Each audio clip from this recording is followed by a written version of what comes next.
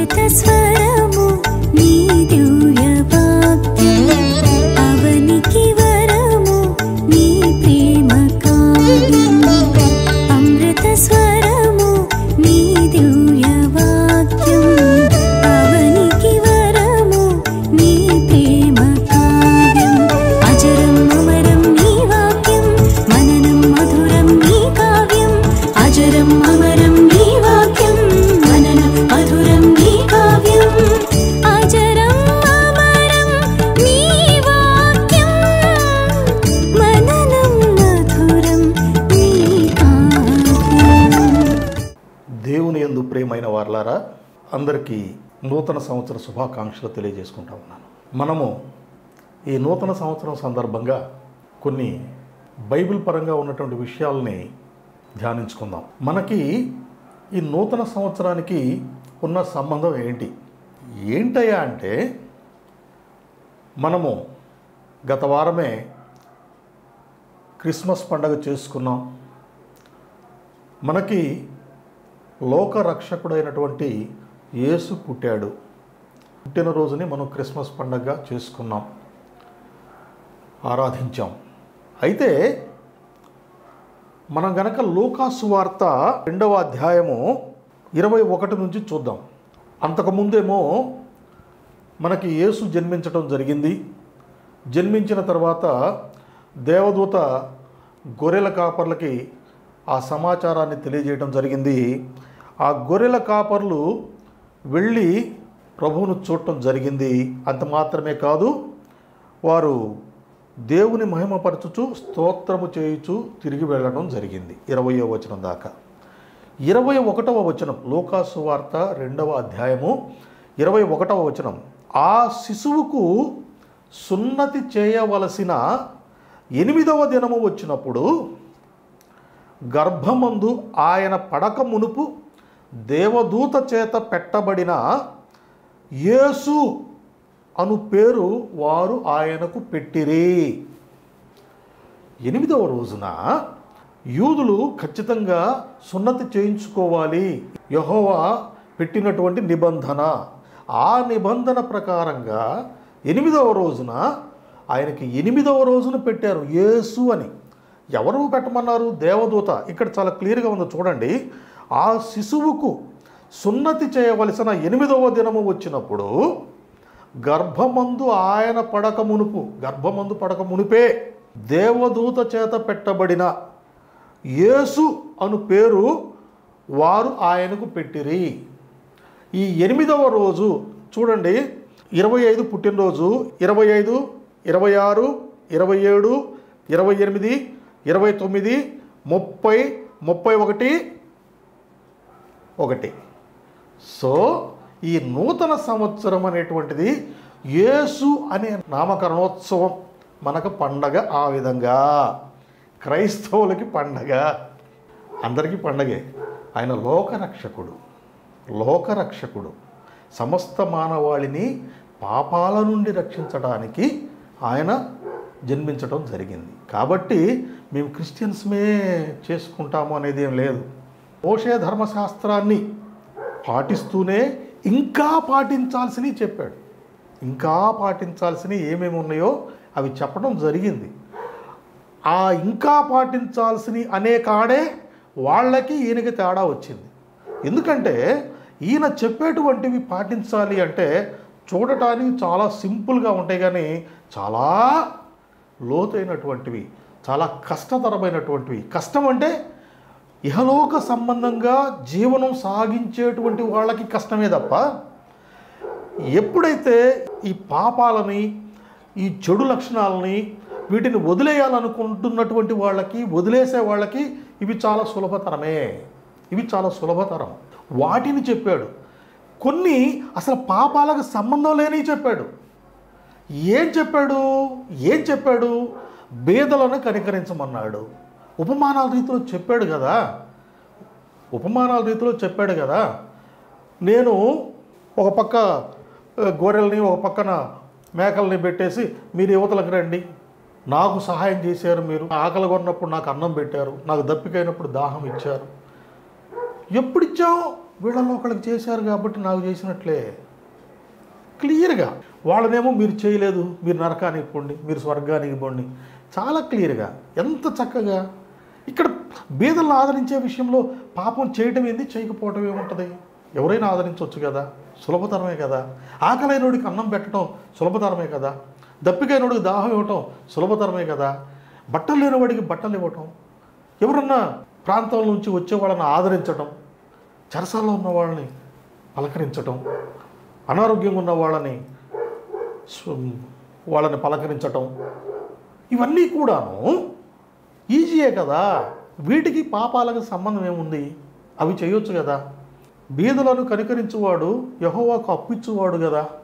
యెహోవాకే అప్పు ఇవ్వటం అంటే అంతకు మించింది ఏముంటుంది? ఇంకా అసలు అంతకు మించింది ఏముంటుంది? ఎప్పుడైనా అప్పు తీసుకునేవాడి కంటే అప్పు ఇచ్చేవాడే అధికుడు.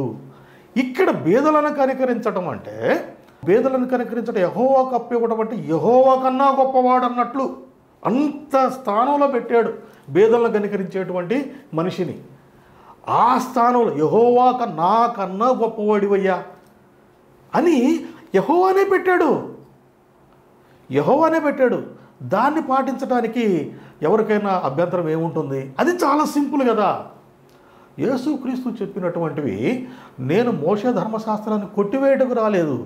ఆయన చాలా క్లియర్గా చెప్పాడు. ఆయన ట్యాక్సులు కట్టాలన్నాడు, ట్యాక్సులు కట్టండి అన్నాడు, దశం భాగాలు ఇవ్వాలన్నాడు, దశం భాగాలు ఇవ్వమన్నాడు. అయితే ఆయన ఒక మాట అంటాడు, ఒకసారి చూడండి. లూకాసు వార్త 11వ అధ్యాయం 42వ వచనంలో, అయ్యో పరిసయ్యులారా, మీరు పుదీనా సదాప మొదలైన ప్రతి కూరలోనూ 10వ వంతు చెల్లించుచున్నారే కానీ న్యాయమును దేవుని ప్రేమను విడిచిపెట్టుచున్నారు. మీరు 10వ వంతు చెల్లిస్తున్నారు, బాగానే ఉంది, అది వద్దలే. వాటిని మానక వీటిని చేయవలసి, వాటిని మానమనే చెప్పలేదు, వాటిని మానక వీటిని చేయవలసి ఉన్నది. ఏటిని చేయాలి? వేటిని మానకుండా ఉండాలి? పుదీనా సదాప మొదలైన ఈ దశం భాగాలని మానకుండా న్యాయమును దేవుని ప్రేమను విడిచిపెట్టకూడదు. న్యాయం తప్పకూడదు. దేవుడు నీతిమంతుడు, దేవుడు న్యాయవంతుడు, దేవుడు పరిశుద్ధుడు. అది కదా మనము గత సంవత్సర కాలం పాటు మనల్ని ఎంతో ఆశీర్వదించి ఈ స్థానంలో మనల్ని కూర్చోబెట్టాడు. మనల్ని కొత్త సంవత్సరంలోకి తీసుకొని వచ్చినటువంటి దేవుడికి మనం కృతజ్ఞతాస్తుతులు చెల్లించుకుంటూ కొత్త సంవత్సరంలో మనం ఎలా ఉండాలి, కొత్త సంవత్సరంలో మనం ఏం చేయాలి? గత సంవత్సరం పాటు నన్ను కాపాడావయ్యా, నన్ను కాపాడావు, రాబో కాలంలో నీవు చెప్పినటువంటి ఆజ్ఞలను పాటించే విధంగా నన్ను నడిపించయ్యా, నన్ను నా జీవితాన్ని ముందుకు నడిపించయ్యా మనం అనుకుంటాం. చూడండి ఏమని చెప్పారు ఆజ్ఞలు ఏంటి? అసలు యోహాను సువార్త 14:21లో ఒక మాట అంటాడు, నా ఆజ్ఞలను అంగీకరించి వాటిని గైకొనువాడే నన్ను ప్రేమించువాడు. అది ఆయన ఆజ్ఞలను అంగీకరించాలి, వాటిని గైకొనాలి, అతనే దేవుడిని ప్రేమించేటువంటి వాడంట. కాబట్టి ఆజ్ఞ ఏంటి? ఏమని చెప్పాడు? యోహాను సువార్త 15:12లో చెప్తాడు, నేను మిమ్మును ప్రేమించిన ప్రకారం ఒకనినొకడు ప్రేమింపవలెననుటయే నా ఆజ్ఞ. చాలా క్రిస్టల్ క్లియర్గా చెప్పడం జరిగింది. నా ఆజ్ఞలు అంగీకరించి గైకొన్నవాడు నన్ను ప్రేమిస్తున్నాడు. ఆజ్ఞ ఏంటి? నేను మిమ్మల్ని ఏ విధంగా అయితే ప్రేమించానో మీరు కూడా ఒకళ్ళనొకళ్ళు ప్రేమించుకోండి, దయతో ఉండండి, ప్రేమతో ఉండండి, కృపతో ఉండండి, కరుణతో ఉండండి, క్షమాగుణం కలిగి ఉండండి. ఇదే యేసుక్రీస్తు చెప్పింది. కనికరించండి. ఎంత చక్కని మాట, ఎంత చక్కని బోధ. యేసుక్రీస్తు ఇలా చెప్పడం నచ్చలే. ఎందుకు నచ్చలేదు? మరి యేసుక్రీస్తు చెప్పింది మంచే కదా, మంచి అయితే ఆయన సిలువ ఎందుకు వేశారు? ఎందుకు వేశారంటే వాళ్ళ సిద్ధాంతం ఏంది? కంటికి కన్ను పంటికి పన్ను సిద్ధాంతం. అది కాదు. కనికరమునే కానీ బలిని కోరుటకు రాలేదని చెప్తాడు. అసలు కనికరమే, కృప, దయ, ప్రేమ. అందుకు అవి నచ్చలే. మనం ఒకళ్ళని చంపుదాము, మనం దెబ్బ కొట్టిన దెబ్బ కొడదాము, అలా ఉండేటువంటి మనస్తత్వం కలిగినటువంటి వాళ్ళకి అయ్యా వదిలిపెట్టయ్యా, ఒక చెంప మీద కొడితే ఇంకో చెంప చూయించు, అసలు మిమ్మల్ని మీరు తగ్గించుకోండి ఇలా చెప్పేవాళ్ళు నచ్చరు కదా. ఈయన ఏదో కొత్తది చెబుతూ ఉన్నాడు. అసలు మనం ఇది కదా ఫిక్స్ అయిపోయాం, ఈ మైండ్తో ఫిక్స్ అయ్యాం కదా, ఈ మైండ్తో ఫిక్స్ అయిన వాళ్ళకి ఇంకో క్రొత్తది ఎందుకు చెప్తున్నాడు అనే దాని వలన వాళ్ళకి నచ్చక సిలువేశారు. ఈయన చెప్పినటువంటి మంచి మాటలు నచ్చక సిలువేశారు. అసలు ఎంత చక్కని మాట చెప్తాడంటే మీరు చూడండి, మత్తయి సువార్త 5వ అధ్యాయం 16వ వచనంలో, మనుష్యులు మీ సత్క్రియలను చూచి పరలోకమందున్న మీ తండ్రిని మహిమపరచునట్లు వారి ఎదుట మీ వెలుగుని ప్రకాశింపనీయుడి. మనుష్యులు మీ సత్క్రియలను చూచి మీ పరలోకమందున్న మీ తండ్రిని మహిమపరచాలి. మీరు చేసేటువంటి సత్క్రియలు, మంచి పనులు ఆ విధంగా ఉండాలి. మిమ్మల్ని చూడంగానే ఆహా ఎంత మంచి పనులు చేస్తూ ఉన్నాడు ఈయన, వీళ్ళ దేవుడు గొప్పవాడు, పరలోకమందున్న మీ తండ్రిని మహిమపరచాలి. ఆ విధంగా చాలామంది అనుకుంటారు ఈయన ఏదో మార్పు చేస్తున్నాడు. ఏమి మార్పు? ఆకలైన వాడికి అన్నం పెడుతున్నాడు, నువ్వు పెట్టు, నువ్వు కూడా మంచే. ఇందులో మతం ఏమీ లేదు, మార్గం తప్ప. మతం ఏముంది? మార్గం, ఇది నా మార్గము, నేనే మార్గము, నేనే సత్యము, నేనే జీవము. ఏంటి మార్గం? ఈ మంచి పనులు చేయడం. నువ్వు గొప్పడివే చెప్తున్నాడు కదా. ఇది ఫిక్స్డ్గా ఫలానోళ్ళు చేస్తేనే ఫిక్స్డ్గా అని చెప్పలేదు. వాళ్ళు చేస్తేనే మంచి పనులు, మిగతా వాళ్ళు చేస్తే చెడ్డ పనులు అని చెప్పలే. ఎదుటోడు చేసే మంచి పనులు చూసి బాధపడటం ఎందుకు? ఈ క్రొత్త సంవత్సరం సందర్భంగా మనం ఈ మంచి పనులు చేద్దాం. మత్తయి సువార్త 19వ అధ్యాయము 16 నుంచి చూద్దాం. అంతటా ఒకడు వచ్చి, బోధకుడా, నిత్య జీవం పొందుటకు నేను ఏ మంచి కార్యము చేయవలెనని అడిగాను. అందుకు ఆయన, మంచి కార్యముల గురించి నన్నెందుకు అడుగుతున్నావు? మంచివాడు ఒక్కడే. నీవు జీవములో ప్రవేశింపకోరిన ఎడల ఆజ్ఞలను గైకొనుమని చెప్పాను.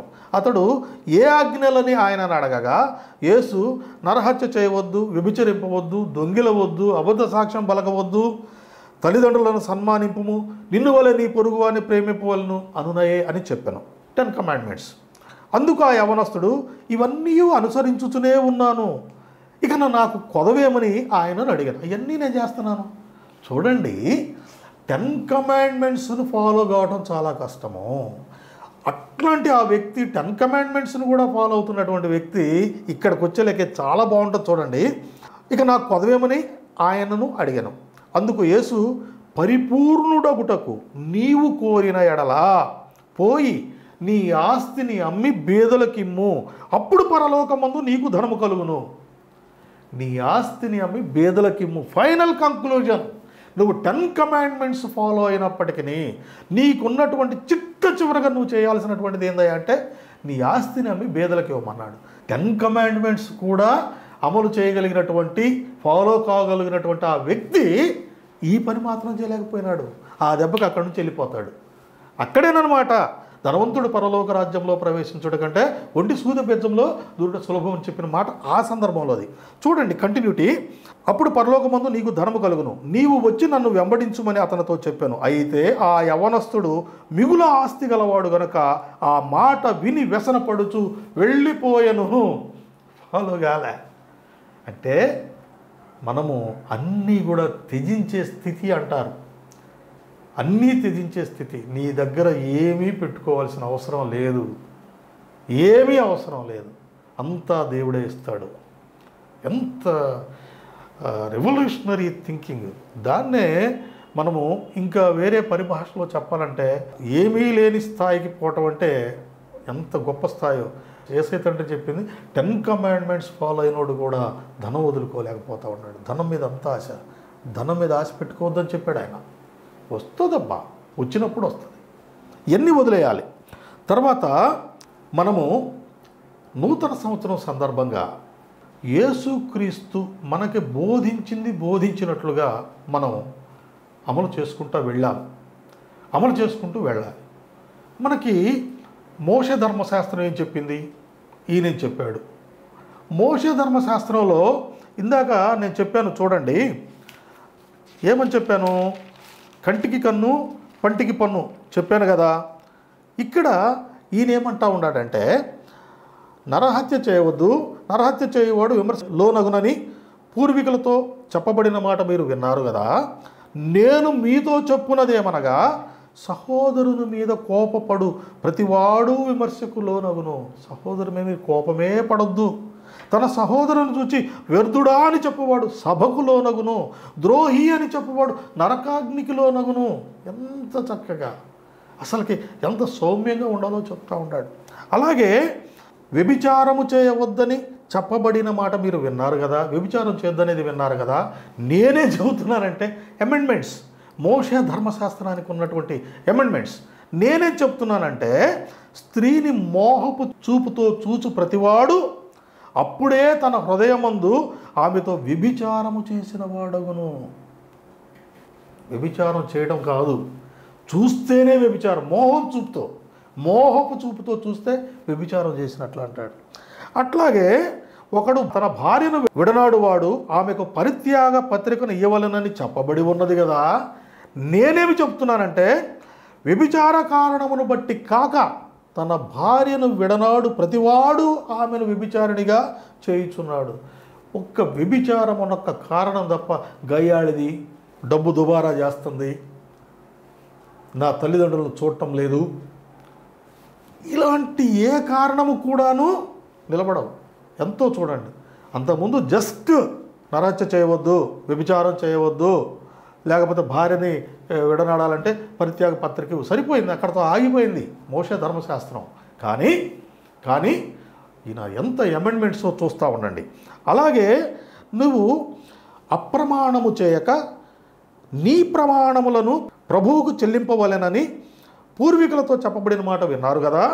నేను మీతో చెప్పదేమగా అసలు అప్రమాణం చేయొద్దు, నువ్వేమైతే ప్రమాణం చేసుకున్నావో వాటిని నెరవేర్చు అని చెప్పేసి అంతకుముందు ఉంది కదా. నేనేం చెబుతున్నానంటే ఎంత మాత్రమూ ఒట్టు పెట్టుకోవద్దు. అసలు ఒట్టు పెట్టుకోబాకండి. చాలామంది గబక్కన మమ్మ తోడు, దేవుడు తోడు, నా బిడ్డల తోడు పెట్టుకోకూడదు. నువ్వు అవునంటే అవును, కాదంటే కాదన్నట్లు ఉండాలా.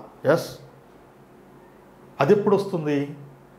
నీ మాటని ఆ విధంగా మరుల్చుకోవాలి. చూడండి ఏం చెప్తున్నాడు. ఆకాశముతో అనవద్దు, అది దేవుని సింహాసనము. భూమితోడు అనవద్దు, అది ఆయన పాదపీఠము. యెరూషలేముతోడు అనవద్దు, అది మహారాజు పట్టణము. నీ తలతోడని ఒట్టు పెట్టుకొనవద్దు, నీవు ఒక వెంట్రుకనైనా తెలుపుగా కానీ నలుపుగా కానీ చేయలేవు. మీ మాట అవునంటే అవును, కాదంటే కాదు అని ఉండవలెను. ఎంత అమెండ్మెంట్స్ చూడండి. తర్వాత ఇందాక చెప్పుకున్నట్టుగా కంటికి కన్ను పంటికి పళ్ళు అని చెప్పబడినట్టు మీరు విన్నారు కదా. నేను మీతో చెప్పుకున్నదేమనగా దుష్టుని ఎదిరింపక నిన్ను కుడి చెంప మీద కొట్టువాని వైపు ఎడమ చెంప కూడా తిప్పుము. ఎదిరించొద్దు. ఒక చెంప మీద కొడితే రెండో చెంప చూయించు. ఎవడైనా నీ మీద వ్యాజ్యము వేసి నీ అంగీ తీసుకొనగోరిన ఎడల వానికి నీ పై వస్త్రమును కూడా ఇచ్చివేయము. ఒకడు 1 మైలు దూరము రమ్మని నిన్ను బలవంతము చేసిన ఎడల వానితో కూడా 2 మైళ్ళు వెళ్ళుము.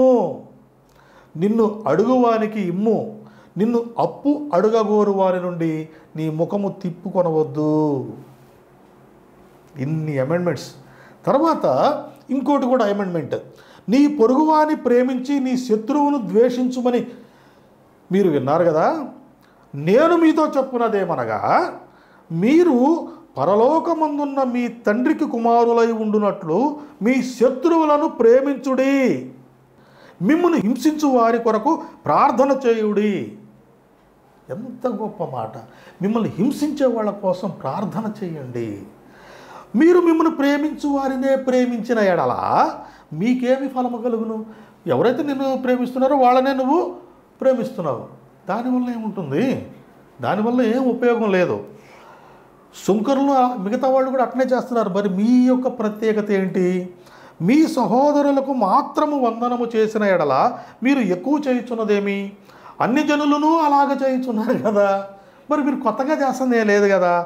మీ పరలోకపు తండ్రి పరిపూర్ణుడు గనక మీరును పరిపూర్ణులుగా ఉండెదరు.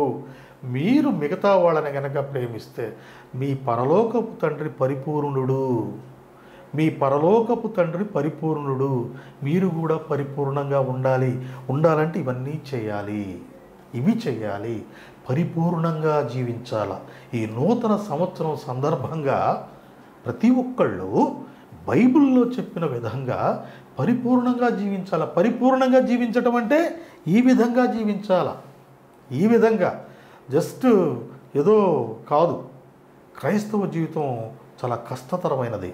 నిజ క్రైస్తవ జీవితం ఏదో చర్చికి వెళ్ళాము ఆదివారం పూట, తర్వాత మరలా వారం రోజులు మన ఇష్టం వచ్చినట్టు గడిపాము, లేదు చర్చి నుంచి రాగానే ఇష్టం వచ్చినట్టు గడుపుతూ వారం రోజులు గడిపాము, మళ్ళీ చర్చికి వెళ్ళాము. ఇది కాదండి. లేదు ఏదో కాసేపు ఆ వాక్యం విన్నాము, ఏదో పాటలు విన్నాము, అవి కాదు.